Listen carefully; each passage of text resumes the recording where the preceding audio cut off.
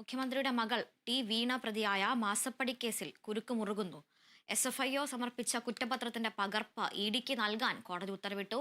Ernakulam additional sessions കോടതിയുടേതാണ് ഉത്തരവ്. വിവരങ്ങളുമായി രേണുക രാജേന്ദ്രൻ ചേരുന്നുണ്ട്. രേണുക, SFIക്കൊപ്പം ഇഡി കൂടി അന്വേഷണത്തിലേക്ക് കടന്നുവരികയാണ്. നേരത്തെ തന്നെ ഇഡി അന്വേഷിക്കും എന്ന് പറഞ്ഞപ്പോൾ തന്നെ ഇത്തരത്തിലൊരു സങ്കീർണത പ്രതീക്ഷിച്ചതാണ്. ഇപ്പോൾ SFIOയുടെ കുറ്റപത്രത്തിന്റെ പകർപ്പ് ഇഡിക്ക് നൽകാനുള്ള ഉത്തരവാണ് വന്നിരിക്കുന്നത്.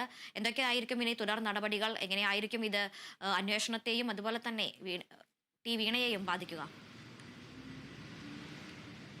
നിലവിൽ അതുല്യ, ഇപ്പോൾ ഇഡിയുടെ ഒരു പരിധിയിലേക്ക് കൂടി ഈ കേസ്, മാസപ്പടി കേസ് മാറുകയാണ്. തികച്ചും ഇതിൽ നിന്ന് മനസ്സിലാക്കേണ്ടത് ഈ കുറ്റപത്രം സമർപ്പിച്ചതിനെ തുടർന്ന് തന്നെ ആദായ നികുതി വകുപ്പും അതോടൊപ്പം തന്നെ SFIയുടെ കണ്ടെത്തലുകൾ അല്ലെങ്കിൽ 13 പ്രതികളിലേക്ക് മാറിയതിനെ തുടർന്നാണ് ഇഡിയുടെ കുരുക്കും കൂടെ ശക്തമാകുന്നത്. ഈ കുറ്റപത്രം സമർപ്പിച്ച സമയത്ത് തന്നെ ഇഡിയുടെ ഒരു വരവുണ്ടായിരുന്നു ഈ കേസിലേക്ക്. ഇഡി തുടർ നടപടികളുമായി മുന്നോട്ട് പോവുകയായിരുന്നു.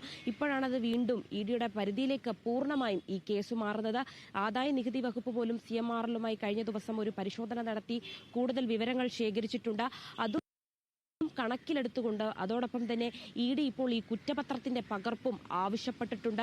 ഇത് എറണാകുളം അഡീഷൻ സെക്ഷൻ പരിധിയിലാണ്, ഈ കോടതി, വിചാരണ കോടതിയുടെ പരിധിയിലാണ് ഇപ്പോൾ ഈ കേസ് നീങ്ങുന്നത്. ഈ കോടതിയിലേക്കാണ് ഇഡി ഈ അപേക്ഷ സമർപ്പിച്ചത്, കുറ്റപത്രത്തിന്റെ പകർപ്പ് ആവശ്യപ്പെട്ട്.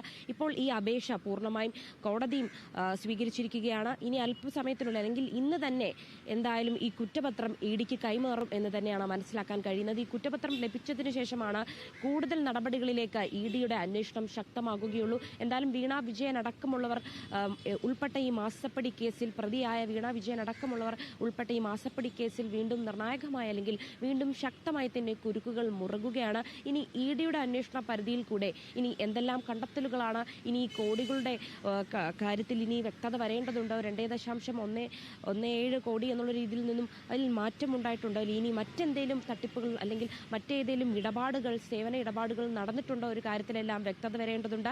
എന്തായാലും ഈ ഇഡിയുടെ പരിധിയിലായിരിക്കും അതുല്യ ഈ കേസ്.